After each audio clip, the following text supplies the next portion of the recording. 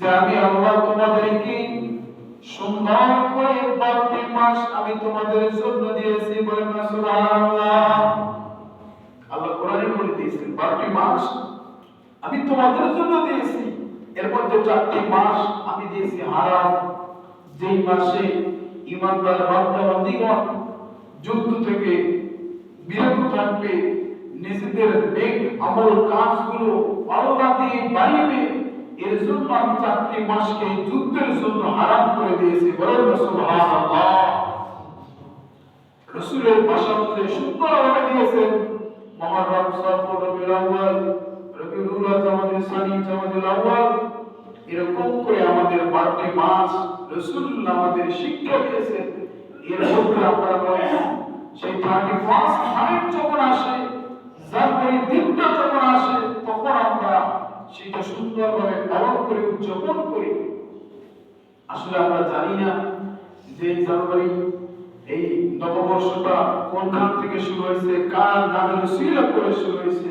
সংক্ষেপে বলে দিই যে 31st নাইট জানুয়ারি একজন দেবতা ছিল, তার নাম ছিল জানুস। দেবতার নাম ছিল কি? জানুস। ওই দেবতা কোন একজন লোক ছিল, ওই লোকটা যখন মারা গেছে, তখন তার অনুসারী যারা ছিল, অনুকরণ যারা ছিল, তারা ওই লোকটাকে মূর্তি বানাইছে। আগেরকার জামানার যুগে প্রায় এরকম করতো যে একজন লোক সমাজে যদি পণ্ডিত বলা থাকতে খুব ভালো মানে বুঝাইতো, সে মারা যাওয়ার পরে তাকে একটা মূর্তি বানাইতো, তাকে অনুকরণ করার জন্য। ওই জানুস ব্যক্তি মৃত্যুবরণ করার পরে অনুসারীরা তারা তাকে মূর্তি বানাইছে, 2টা মাথা দিয়েছে, একটা দিয়েছে সামনে আর একটা দিয়েছে পিছে। তখন তাকে পুজো করত। আর ওই জানুস ব্যক্তি তিনি সবসময় এইটা জানতো যে বড় গাছ, বড় বাতাস, বড় সমুদ্র, বড় আগুন, এগুলো যা আছে এগুলোই সকল ক্ষমতার উৎস, বলেন না নাউজুবিল্লাহ। উনি এরকম অনুকরণ করে পূজা করত। ওই অনুকরণ ওই ব্যক্তি মারা যাওয়ার পর তারা যখন মূর্তি স্থাপন করল, সামনের দিকে একটা পাতা দিল, পিছন দিকে একটা পাতা দিল। ওই অনুকরণ যখনই 31শে ডিসেম্বর যখন চলে আসলো, সামনের মাথা দিকে দিয়ে ওই ব্যক্তি জানুস ব্যক্তির প্রথম মোবারকে মাথা ঢুকিয়ে বলতো, হে আমাদের দেবতা, বিগত সেই বছরটি আমরা পেয়েছি আপনার উসিলার জন্য, আবার সামনের যে বছরটা আমরা পাবো এটা আপনার জন্য। আপনি যদি আমাদের কল্যাণ না দেন, আপনি যদি আমাদের কামিয়াবি না দেন, সামনের বছরটাই যদি আমরা ফসল ফলাদি করব, যতই ব্যবসা বাণিজ্য করব, যতই আয় উন্নতির চেষ্টা করব, এ জানুস দেবতা আপনি যদি আমাদের দিকে না তাকান, আমরা ওই বছরে কেউ কোনো রকমের ভালো ফসল উদযাপন করব না। সেই জানুস দেবতা থেকে খ্রিস্টানদের কালচার অনুযায়ী আসছেন জানুয়ারি, 1 জানুয়ারি আসছে, খ্রিস্টানদের কালচার থেকে চলে আসছে। আর সেই দিনটা আমরা মুসলমান খুব সুন্দরভাবে উদযাপন করি। আল্লাহ রাসূল সাল্লাল্লাহু আলাইহি ওয়াসাল্লাম বলেছেন, আমার উম্মতরা, যদি কোনো কওমের সাথে তোমার আমার সাদৃশ্য হয়ে যায়, ওই কওমের সাথে কাল কিয়ামতের ময়দানে তোমার আসর হবে। ওই কওম যদি খারাপ হয়, ওই নেতা যদি খারাপ হয়, ওই সম্প্রদায় ব্যক্তি যদি জাহান্নামী হয়, তুমি যতই নামাজ পড়ো, তুমি যতই হজ করো, তুমি যতই যাকাত দাও, তুমি যতই সম্পদ আল্লাহর রাস্তায় দান করো, শুধু ওই কওমের সাথে তোমার সাদৃশ্য থাকার কারণে, ওই কওমের সাথে তোমার বন্ধুত্ব স্থাপন করার কারণে আল্লাহ পাক রব্বুল আলামিন কিয়ামতের ময়দানে মুত্তাকি বান্দার নাম খাতায় থাকতেও ওই সম্প্রদায়ের কাছে সুন্দর সম্পর্ক থাকার কারণে আল্লাহ পাক রব্বুল আলামিন কিয়ামতের ময়দানে আপনাকে জাহান্নামী বানায় দেবেন। সহজভাবে হয়ে যাবে জাহান্নামী। সূরা কাফিরুনে আল্লাহ সুন্দরভাবে বলে দিয়েছেন, কুল ইয়া আইয়ুহাল কাফিরুন লা আ'বুদু মা তা'বুদুন ওয়া লা আনতুম আ'বুদু মা আ'বুদু ওয়া লা আনা আ'বুদু মা আ'বাদতুম। রাসূলের কাছে আসছে, ইয়া রাসূলুল্লাহ, আপনি আমাদের ধর্মে একদিন থাকবেন, আমরা আপনার ধর্মে একদিন থাকবো। বলেন নাউযুবিল্লাহ। রাসূল বলেছেন, ওয়া লা আনতুম আ'বুদুন মা আ'বুদু ওয়া লা আনা আ'বুদু মা আ'বাদতুম। আমার ধর্ম আমার কাছেই থাকবে, তোমার ধর্ম তোমার কাছেই থাকবে, তোমার দিন তোমার কাছেই থাকবে, আমার দিন আমার কাছেই থাকবে। ধর্ম যার, উৎসব তার, দিন যার, উৎসব তার। আমার ধর্মে যদি তোমরা আসতে হয়, আগেই প্রথম বলতে হবে লা ইলাহা ইল্লাল্লাহ মুহাম্মাদুর রাসূলুল্লাহ সাল্লাল্লাহু আলাইহি ওয়াসাল্লাম।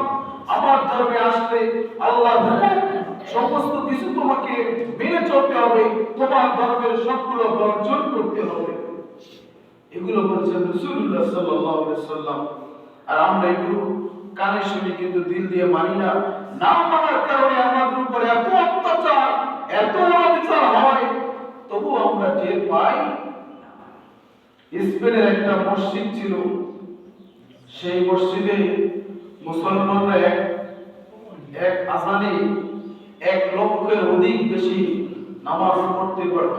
অনেক আগের কালের যুগের কথা, যখন রানী ছিলেন ইসাবেলা খান রানী, তখনকার জামানায় এই ঘটনা। মুসলিম সাম্রাজ্য তখন বেশি হয়ে গেছে ওই দেশে। স্পেন 800 বছর পর্যন্ত মুসলমানরা শাসন করেছে। 800 বছর মুসলমানরা স্পেন শাসন করেছিল। শুধু মুসলমানদের দুর্ভিক্ষের কারণে, অহিংসতার কারণে, কোরআন থেকে দূরে থাকার কারণে, ইসলামকে ডিভাইড করে দেওয়ার কারণে আপনারা আমার মতো মুসলমান হয়ে বন্ধু খ্রিস্টান ধর্ম অন্য ধর্মের সাথে সুন্দর সম্পর্ক রাখার কারণে সেই খ্রিস্টান ধর্মরা অন্য জাতিরা মুসলমানদের উপর এমনভাবে আঘাত করে, সম্পর্কের কারণে মুসলমান জবাব থেকে কিছু বলতে পারে, শক্তিও তখন দুর্বল হয়ে যায়। ওই 800 বছর মুসলমান স্পেন শাসন করেছিল এমন ভাবে, মুসলমান যে কোরআন দিয়ে কথা বলতো ওই স্পেন সেইভাবে চলতো। সংবিধান ছিল কোরআন অনুযায়ী, রাসূলের সুন্নাহ অনুযায়ী, আইন ব্যবস্থা ছিল সমস্ত কিছু কোরআন এবং সুন্নাহ অনুযায়ী। 800 বছর কম নয়। এরকম করতে করতে মুসলমানদের যখন সম্পর্কটা অন্য সম্প্রদায়ের সাথে সুন্দর হয়ে গেল, মুসলমান তখন কোরআনের থেকে আইন পাস করলে সেটা মুসলমানই মায়া। এমন আছে না, ঘরের মধ্যে স্বামী যদি থাকে একটু পরেশগার আল্লাহ বলা, স্বামী যদি স্ত্রীকে বলে নামাজ পড়ো, রোজা রাখো, পর্দায় থাকো, এই আমল করো, ওই আমল করো, আর স্ত্রী যদি থাকে একটু বাঁধলে, চতুর টাইপের যদি থাকে, তখন স্ত্রী ওই ঘরের হুজুরকে আর মানতে চায়? আছে না? তখন স্ত্রী বলে তোমার আমল তুমি করো, তুমি পর্দায় থাকো, তুমি নামাজ পড়ো, আমার নামাজ আমি দেখবো। স্ত্রী যে এরকম চতুর টাইপের থাকে, তখন এই ঝামেলাটা ঘরের মধ্যেই হয়ে যায়। তখনকার রাজ্য চিন্তাময় হয়ে গেছে, প্রজা দেশের স্বতন্ত্র ইসলাম থেকে বেরিয়ে আসতেছে। আর যখন এই কোরআন থেকে আইন পাস হয়, মুসলমান ধর্মের নাম থাকা মানুষগুলো সেই আইনগুলো মানে না। তখন রানী ইসাবেলা আর তার রাজা মিলে পরিকল্পনা করলো যে এখন মুসলমানদের মধ্যে বিধর্ম তথা বিভেদ সৃষ্টি হয়ে গেছে, এখনই মুসলমানদের আঘাত করলে তাহলে আমরা আমাদের রাজ্য আবার ফিরে পাবো। দুই রাজা দুই রানী মিলে পরিকল্পনা করলেন কিভাবে তাদেরকে ধ্বংস করা যায়। হ্যাঁ, তাদের ধ্বংস করা যায় এইভাবে যে তাদের যখন দিবসগুলো আসে তখন তারা সকলে মসজিদে জামায়াত হয়, একত্রিত হয়। আমরা ওই দিনটাকে তাদেরকে মেহমানদারি করার অফার দিয়ে, খেদমত করার অফার দিয়ে, যত মুসলমান নরমালি ওই স্পেনে আছে সবাইকে একবারে মসজিদের ভিতরে প্রবেশ করিব, আর চতুর্পাশ থেকে পেট্রোল ডিজেল দিয়ে ওই মসজিদ জ্বালিয়ে করে সরকার করে দেব, এই প্ল্যান তারা করেছিল। আর ঠিক তেমনি অনুযায়ী সকল মুসলমানদেরকে এভাবে দাওয়াত দিয়েছে। মুসলমান নরনারী একত্রিতভাবে মসজিদের ভিতর প্রবেশ করছে। এমন একটা মসজিদের ভিতর প্রবেশ করছে, ওই মসজিদের 1417টি ছিল কোটি। ওই মসজিদে জুমার দিনে শুধু চন্দনকাঠের গান পাওয়ার জন্য 4.5 মণ চন্দন কাঠ ব্যবহার করত। ওই মসজিদে সুন্দরভাবে অংশগ্রহণ করার জন্য 350 মণের সোনা ব্যবহার করত। ওই সুন্দরময় সুন্দর মসজিদের মধ্যে সকল মুসলমানদের নরনারী একত্রিত করার পরে রানী ইসলামাবাদ প্রোগ্রাম করেছিল। তার সকল প্রজাদের বলে দিলেন, এখন মুসলমানরা সব মসজিদের মধ্যেই আছে, নরনারী একত্রিত অবস্থায় আছে, তাহলে কি করো? চতুর্দিকে পেট্রোল এবং ডিজেল ঢেলে দাও, আর চতুর্দিকে আগুন জ্বালিয়ে দাও। এমন ভাবে আগুন জ্বালিয়ে দেবা, আগুনের চারপাশে তোমরা থাকবা। যখনই কেউ বের হতে দেখবা, তখনই তাদের অ্যাকশন করবা। ওই মসজিদের মধ্যে তারা মৃত্যুবরণ করে একটা মুসলমান যেন বের হতে না পারে, বলে না নাউজুবিল্লাহ। আর সেই পরিকল্পনা অনুযায়ী কার্যক্রম তারা করেছে।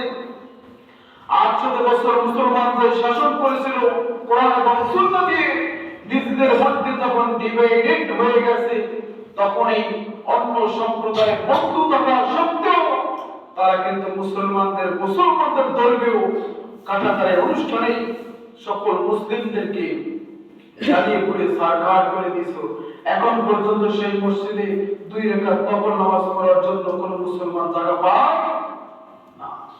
শুধু আপনার আমার কোরআন থেকে দূরে থাকার কারণে, খ্রিস্টানদের ধর্ম অনুসরণ কারণে তাদের 31 নাইট তাদেরটা করবে। আপনার কি দরকার হারাম কাজে লিপিবদ্ধ হয়ে নিজের সম্প্রদায়কে দরিদ্র রাখার কারণে সম্প্রদায়কে সুন্দর সম্পর্ক রাখবেন, আর আল্লাহ আপনাকে সেই সম্প্রদায়ের সাথে জাহান্নামী বানিয়ে দেবেন, বলে না নাউজুবিল্লাহ। সাহাবায়ে কেরামদের সমাজ যখন এরকম মুহররম মাস যখন চলে আসতো, তখন সাহাবায়ে কেরাম রাসূলকে জিজ্ঞাসা করতেন, ইয়া রাসূলুল্লাহ, ইয়া হাবিবাল্লাহ, বছরটা একটা দিন চলে গেছে, আপনারা কি আমল করেছি জানি না রাসূল। এই বছরে যদি নেক আমল আমাদের কম হয়ে যায়, আপনি আমাদের এমন ভাবে ফরমায়াবেন যেন আগামী মুহররম থেকে আমরা আবার সুন্দরভাবে আমল উদযাপন করতে পারি। রাসূলুল্লাহ সাহাবাদেরকে ডাকতে বললেন, এ সাহাবা, তুমি যে তোমার মধ্যে শরণটুকু করেছো, না তাকনাতু মির রাহমাতিল্লাহ, আল্লাহ তোমাকে রহমত থেকে কখনো নৈরাশ করবেন না। তুমি যে বুঝতে পারছো যে এই বছরটা তুমি ইবাদত বন্দেগী ঠিক মতন করো না, আমলে তোমার ঘাটতি আছে, নতুন বছর আসতেছে, তুমি আমল করার জন্য চেষ্টা করবা। আমি তোমাকে ফরমান করে দিই, নতুন বছর যখনই চলে আসবে, তখনই তুমি 2 রাকাত নফল নামাজ পড়ে শুরু করো, বলেন না সুবহানাল্লাহ। ইস্তেগফার পাঠ করো, আর এই বলো সুবহানাল্লাহি ওয়া বিহামদিহি সুবহানাল্লাহিল আযীম, লা ইলাহা ইল্লাল্লাহ মুহাম্মাদুর রাসূলুল্লাহ। এই বাক্যগুলো তুমি পাঠ করো, ইস্তেগফার পাঠ করো, আর তারপর রবের কাছে হাত উঠিয়ে বলো, লা তাকনাতু মির রাহমাতিল্লাহ, আল্লাহ আমি যে গুনাহ করেছি সেই গুনাহ থেকে আপনার কাছে পরিত্রাণ চাই। নতুন বছরের জন্য আমি আমার জীবনটা আপনার কদমে যেন দিয়ে দিতে পারি। আল্লাহ চাইতো তোমার পুরান বছরের যেই গুনাহগুলো করেছো, আল্লাহ চাইতো সেই গুনাহগুলো জ্বালিয়ে পুড়ে সারখার করে দিতে পারে, বলেন না সুবহানাল্লাহ। এরকম মনে তামান্না না নিয়ে যদি এই একদিন তথা 1 জানুয়ারি খ্রিস্টানদের কালচার অনুযায়ী মান্য করে চলি, তাদের অনুযায়ী যদি আমরা জীবন যাপন করি, একদিন স্পেনের মতোই বাংলাদেশের জমিনেও এমন ভাবে গর্জন আসবে, এমন ভাবে হামলা আসবে, আপনি দাড়ি টুপি নিয়ে শুধু বসে থাকবেন, তসবিহ নিয়ে বসে থাকবেন, আমল আখলাক পরিবর্তন করবেন না, কোরআন সুন্নাহ অনুযায়ী পরিবার পরিজন রাষ্ট্র কোনো কিছু পরিচালনা করবেন না, একদিন ওই তসবিহ আল্লাহ ওয়াক্ত আপনারা থাকবে না। তেমন তারা 800 বছর শাসন করেছিল, পাত্তা ছিল না। শুধু নিজেদের মধ্যে ডিভাইডেশন করার কারণে আমরাও ঘরে ঘরে এরকম কাজ যেন না করি, কোরআন সুন্নাহ অনুযায়ী যতটুকু পারি ততটুকু যেন আমল করি। যতটুকু পারি ততটুকু যেন পরিবার রাষ্ট্র সমস্ত কিছু চালাই, নাহলে একদিন আপনার আমার কোনো রক্ষাই থাকবে না। মুআজ্জাজ হাজিরিন, কেন কিসের জন্য আমরা অন্যের ধর্মের সাথে সাদৃশ্যপূর্ণ হয়ে থাকবো, যেখানে আপনার আমার নেতা প্যারা নবী হযরত মুহাম্মদ সাল্লাল্লাহু আলাইহি ওয়াসাল্লাম তিনি নিজের ধর্মের সাথে অন্য ধর্মের কখনো সাদৃশ্যপূর্ণ কোনো ব্যাপার একত্রিত করে নাই। আপনার ব্যবসায়ের ক্ষেত্রে অন্য ধর্মের সাথে সম্পর্ক রাখতে হবে, এতটুকু রাসূলুল্লাহ জায়েজ করে দিয়েছেন যে প্রয়োজন যতটুকু ততটুকু তুমি করতে পারবা, প্রয়োজনের বেশি আর তুমি বাড়াইতে পারবা। ব্যবসায়িক ক্ষেত্রে তোমার এক ভাই আছে অন্য ধর্মের, তুমি ব্যবসায়ী এই ধর্মের, ব্যবসার উন্নতি লক্ষ্যে সেই ভাইয়ের সাথে তোমার শেয়ার করা যাবে, কিন্তু ওই ব্যবসার ক্ষেত্রে ওই ভাইয়ের অনুষ্ঠান, অন্য ধর্মের অনুষ্ঠান, কীর্তন, পূজা, উৎসব, এইতে দাওয়াত দিলে তোমাকে যাওয়ার অনুমতি আল্লাহ দেয়। আল্লাহ বলেছেন ইয়া আইয়ুহাল্লাযীনা আমানু আউলিয়াউ বা'দাল যালিমিন। কখনো মুসলমান উম্মতদেরকে আল্লাহ বলে নাই এ উম্মতগণ, এ আমার আল্লাহর বান্দাগণ, কখনো তোমরা সম্প্রদায়ের উৎসব এবং অনুষ্ঠানের কাছেও যাবে না। আল্লাহর কাছে প্রশ্ন করতে পারে রব্বে কারীম, কিসের জন্য অন্য সম্প্রদায়ের অনুষ্ঠান অন্য কোনো কিছুতে যাইতে নিষেধ করলেন? আল্লাহ রাব্বুল আলামিন বলে দিয়েছেন, আমি আমার দ্বীন ইসলাম কায়েম করে দিয়েছি, আমি আমার ধর্ম কায়েম করে দিয়েছি। এই জমিনে, এই দেশে, এই স্থানে যদি কোনো ধর্ম, কোনো দ্বীন, কোনো ইসলাম, কোনো কিছু কায়েম হয়, ওইটা আমি বরদাস্ত করব না, ওখানে অবশ্যই আমি গজব নাযিল করে দেব। আর আমি যখন গজব নাযিল করে দিব, তখন আমি গজব ওই অনুষ্ঠানের জন্য নাযিল করব, ওই উৎসবের জন্য গজব নাযিল করব। তখন আমি দেখব না ওই অনুষ্ঠানের মধ্যে আমার কোনো বাক্য রয়েছে কিনা, ওই অনুষ্ঠানের মধ্যে আমার কোনো রাসূলুল্লাহ ধর্মের অনুষ্ঠান আছে কিনা, আমি এইটা দেখব না। বরং তোমাকে আমি যাইতে নিষেধ করেছি, কেন তুমি গিয়েছো, এর জন্য গজব যদি আমি আল্লাহ নাযিল করে দিই, আলেম ওলামা পাক্কা ওলি আল্লাহ যদি হয়ে থাকো, ওই গজব থেকে তোমাকে কেউ পাকড়াও করতে পারবে না। কিন্তু আমরা কি করি? বন্ধুর অনুষ্ঠানে যায়, বিভিন্ন ধর্মের অনুষ্ঠানে দাওয়াত দিয়েছি, জিবে এমন চল এসে যায়, বসে থাকার মতো আর থাকে না। বন্ধুর সম্পর্ক বজায় রাখার জন্য কীর্তন, পূজা অনুষ্ঠানে চলে যাই, একবার চিন্তা করি না ওই ধর্মের কখনো মানুষগুলো আমাদের মসজিদে জুমার নামাজ পড়তে আসছে। আপনি আপনার বন্ধুকে দাওয়াত দিবেন, অমুক সপ্তাহে জুমার নামাজ আমার মসজিদে আদায় করবা, অমুক ঈদের নামাজ আছে, আমরা ভাই ভাই মিলে কোলাকুলি করে ঈদের নামাজের পরে তুমিও আমাদের ঈদের নামাজে আসবা, কোরবানির নামাজ হয়, একত্রে তুমি আমাদের কোরবানির অনুষ্ঠানে আসবা, ভাই ভাই মিলে গরুর জবাই দিই, সেই গরুর গোশত খেয়ে তুমি তারপর যাবা। দিছেন কখন এরকম? আসছে কখন? আপনি কোন নির্লজ্জতায় তাদের সেই ধর্মে চলে যান? আপনি কোন বেহায়াপনা তাদের মধ্যে দেখাইতে যান, যার কারণে আপনার ইমানদারি তো ডিভাইডেড হয়ে যায়, গজব আল্লাহ নাযিল করে অন্তরটা এমন ভাবে মরে যায়। কোরআনের কথা মসজিদে হুজুর বললো, হুজুরের প্রতি চোখটা আপনার রাঙিয়ে যায়, সিজদা দিতে চাইলো, আল্লাহ আনলেও শয়তান বলে সিজদা দেওয়া দরকার নাই। এরকম আমলটা হয়ে যায়। শুধু এই নয়, ফতোয়ার মধ্যে আরো জটিল জটিল ফতোয়া আল্লাহ দিয়েছেন যে ধর্ম মুসলমান তোমার, তুমি যদি অন্য ধর্মের অনুষ্ঠানে যাও, গিয়ে কোনো কিছু বক্ষণ করো, সাদৃশ্যপূর্ণ কোনো কিছু কেন, সহজ করে বুঝাই, একটা বিবাহের অনুষ্ঠানে মুসলমান আর দাওয়াত দিলে সেই বিবাহে যাওয়ার জন্য নিত্য নতুন যে পোশাকটা আমি পরি, ওই পোশাকটার চেয়ে একটু উত্তম পোশাক পরি না, একটু সাজুগুজু বেশি হয় না, আনন্দ ফুর্তিটা একটু বেশি হয়। মুসলমানদের ক্ষেত্রে এটা জায়েজ। আর আপনাকে যদি অন্য ধর্মী কোন অনুষ্ঠানে ডিভাইডেড দাওয়াত দেয়, সেখানে যাওয়ার জন্য 1-1.5 হাত যদি আপনি কোনো কিছু খরচ করেন, আপনার সঙ্গে সঙ্গে মুসলমানিত্ব নামটাই আল্লাহ কেটে দেয়, বেঈমান হয়ে যান। যতক্ষণ পর্যন্ত আপনি তওবা না করবেন, ঈমানের পর্যায়ে চলে না আসবেন, কালিমা না পড়বেন, ততক্ষণ পর্যন্ত আপনার ঈমানদার নাই, বেঈমান হয়ে গেছেন। এক দিরহাম খরচ করার কারণে, অনুষ্ঠানে শামিল হওয়ার কারণে, অনুষ্ঠানে যাওয়ার কারণে, কোনো কিছু বক্ষণ করার কারণে আপনার মুসলমানিত্ব নাম নেই।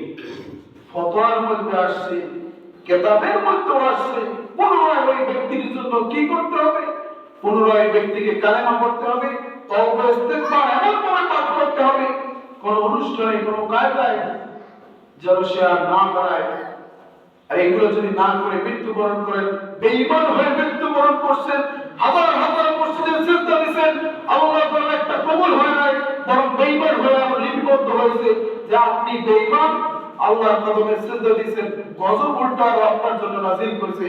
আপনার সম্প্রদায়ের সাথে যত মানুষ মিশবে, আপনার স্ত্রী যদি আপনার সাথে থাকে, মেলামেশাও যদি করে, ওই মেলামেশা যদি কোনো সন্তান হয়, ওই সন্তানটাও যার সন্তান হয়ে যাবে। বলেন নাউজুবিল্লাহ। কারণ আপনি, আপনার স্ত্রী মুসলমান, আর আপনি এই কাজগুলো করার কারণে বেঈমান হয়ে গেছেন, কালেমা পড়েন নাই, ইস্তেগফার পাঠ করেন নাই, তাহলে আপনি একজন বেঈমান। একজন মুসলিম নারীর সাথে যদি আপনার স্ত্রী, ফতোয়ার ক্ষেত্রে এটা আপনার ডিভাইডেড হয়ে যায়, মেলামেশার কারণে যে সন্তান আসবে, সেই সন্তান যার সন্তান, ওই সন্তান আবার যখন বিবাহ করবে, ওই সন্তান থেকে যে সন্তান আসবে, সেও যার সন্তান হয়ে যাবে। কঠিন মাসালা, কঠিন ফতোয়া, কিন্তু এগুলো আমরা অনায়াসে হেসে হেসে উড়ে যাই, বুঝতে পারি না যে আসলে আমরা কি করছি, কোন পর্যায়ে চলে যাই। কোরআনের সাথে থাকুন, রাসূলুল্লাহর সঙ্গে থাকুন। যদি না বুঝেন, বড় বড় আলেম ওলামা আছে, তাদের সাথে জিজ্ঞাসা করুন, সর্বন্ন হন। শুধু সুন্দর দাড়ি, সুন্দর টুপি, সুন্দর জুব্বা, মসজিদে আসি, নামাজ পড়ছি, আপনার মন তো ফ্রেশ যে আমি মুসলমানই আছি, কিন্তু আমি যে অকর্ম কুকর্ম করে আসছি, এতে যে আমার ঈমানটা নাই, বেঈমান হয়ে গেছি, কখনো মাথার মধ্যে নাই। মুআজ্জাজ হাজিরিন, কোনো কিছুই অন্য ধর্মের সাথে সামঞ্জস্য করে চলবেন না, সামঞ্জস্যতা রাখবেন না। মনে করবেন এই টুপিটা যদি অন্য খ্রিস্টান ধর্মের, অন্য ধর্মের সাথে সাদৃশ্যপূর্ণ আছে, মুসলমান হিসেবে টুপিটা আমার ব্যবহার করা জায়েজ? বুঝছেন? মুসলমান হিসেবে এটা ব্যবহার করা আমার জায়েজ? এরকম অসংখ্য অগণিত, এটাই সমাধান, আর কিছু না। মুআজ্জাজ হাজিরিন, রব্বি করিম আমাদেরকে প্রয়োজনের বেশি না রাখি সম্পর্ক এতটুকু আমল করার তৌফিক দান করেন, বলেন আমিন। ইংরেজি নববর্ষ, এগুলো যেন আমাদের দ্বারা যেন না হয়, অত্র এলাকার মধ্যে যেন এরকম অনুষ্ঠান, গান বাদ্য বাজিয়ে ধুমধাম দিয়ে কোনো প্রোগ্রাম যেন না হয়। মসজিদ কমিটি যারা আছেন, এলাকা কমিটি যারা আছেন, খুব সতর্ক থাকবেন, এ বিষয়ে জোর দাবস্তি রাখবেন যেন এরকম হারাম কাজ, এই মুসলমান হয়ে আমার সন্তান যেন এরকম কোন কাজে অংশীদার না হয়। পারবেন তো ইনশাআল্লাহ? আল্লাহ কবুল করেন, বলেন আমিন। ওয়া আলহামদুলিল্লাহি রাব্বিল আলামিন। আসসালামু আলাইকুম ওয়া রাহমাতুল্লাহি ওয়া বারাকাতুহু।